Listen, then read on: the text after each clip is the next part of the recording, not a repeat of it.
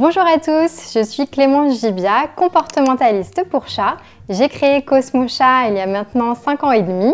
Je propose des consultations comportementales, de la garde à domicile, de l'agility pour chat et de la vente d'accessoires en ligne avec des conseils. Sur cette vidéo, nous allons parler du pétrissage. Le pétrissage du chat, je ne sais pas si vous savez ce que c'est exactement. On va vous montrer une vidéo pour que vous puissiez voir si votre chat fait la même chose.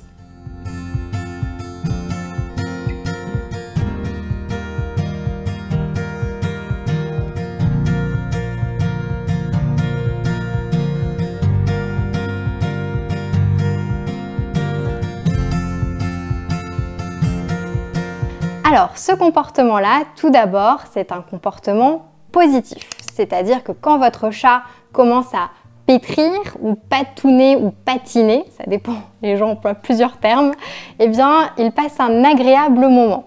Donc, inutile de l'en empêcher, de le gronder ou de se poser des questions sur son état émotionnel, c'est qu'a priori, il passe un bon moment.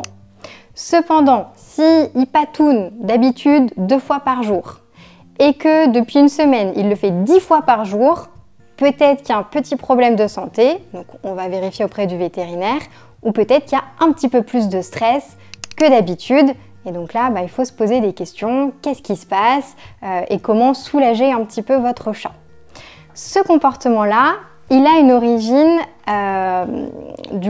infantile, c'est-à-dire que c'est lorsque le chaton est tout petit qu'il va produire ce réflexe.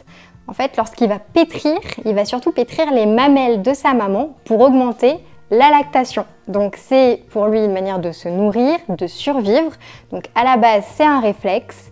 Et comme nous, on infantilise beaucoup nos petits chats, qui sont bien en confort, protégés chez nous, eh bien, ils peuvent conserver ce comportement-là.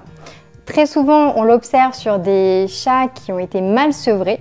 Mais on l'observe aussi sur des chats qui ont été biberonnés, sur des chats qui ont été sevrés correctement par leur maman. Donc finalement, on a plusieurs catégories de chats qui peuvent conserver ce comportement-là. À savoir que si votre chat vous fait mal quand il pétrit, ne le grondez pas, ne lui dites pas non parce qu'il passe un super bon moment avec vous. Par contre, ce que vous pouvez faire, c'est prendre un petit plaid et mettre le plaid sur vos genoux pour éviter que les griffes rentrent dans le jean, dans la peau, ce qui est vraiment pas agréable et ce qui est assez douloureux quand les griffes sont bien aiguisées. Si le chat sort pas dehors, vous pouvez aussi épointer les griffes de votre chat. Alors attention, quand on coupe les griffes, il ne faut pas aller sur la veine, donc il faut bien couper avant la veine. Si vous avez besoin de conseils, n'hésitez pas à demander à votre vétérinaire de vous montrer comment faire ou tout simplement regarder une vidéo sur internet ou demander carrément à votre vétérinaire de lui couper les griffes. Il faut juste faire attention, il ne faut pas que le chat qui sort dehors ait les griffes coupées parce que pour lui c'est vraiment un outil, donc il faut bien laisser les griffes au chat qui sort dehors, mais par contre on peut épointer les griffes du chat qui reste à l'intérieur.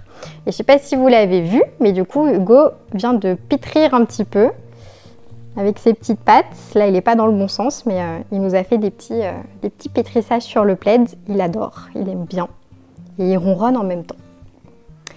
Voilà pour le pétrissage. Alors on fera une vidéo sur le ronronnement parce que là il pétrit et ronronne en même temps et on ira découvrir un petit peu ce qui se passe sur le ronronnement dans une prochaine vidéo.